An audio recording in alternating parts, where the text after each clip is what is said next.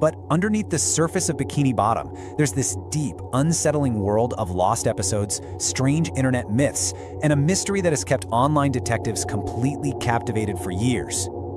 And that feeling right there, that memory of something that might not even be real, that's exactly where our story begins. Okay, let's dive into this. So we're going to start with something that was verifiably, tangibly real, but for years it was just gone. It's the perfect introduction to this whole concept of lost media. And the first major piece of SpongeBob lost media that really got people hunting was a series of shorts called Astrology with Squidward, which originally aired on Nickelodeon way back around 2000 and 2001. Now what's so wild is that this timeline shows a decade-long hunt by the entire community, finding these clips piece by tiny piece.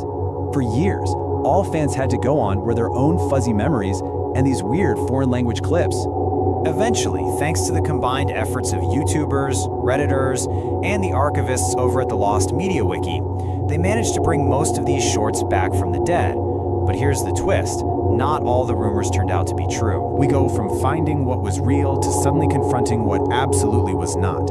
And that leads us to probably the most infamous SpongeBob legend of all time. Back in 2010, this story just appears on the internet. It was written like a first-hand account, a confession almost, from someone who claimed they were a Nickelodeon intern who saw a horrific, unaired episode. This story is a classic example of a creepypasta. You know, the term basically just comes from copy and paste because that's how these scary stories would just get spread around internet forums. And this one, titled Squidward's Suicide, described an episode so disturbing it supposedly horrified the entire studio staff. The story spread like wildfire, and it came with this absolutely terrifying edited image of Squidward that became known as Red Mist. For years, people actually debated whether or not it was real. But despite how vivid and convincing the story was, when you look at the official record, there is absolutely zero proof that this was ever a real Nickelodeon production.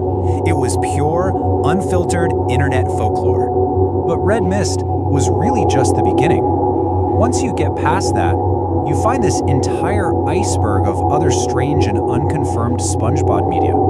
So this iceberg is this weird mix, right? But then something really strange happened. Nickelodeon acknowledged it. In a 2019 episode, the show's artist put a direct visual reference to that creepy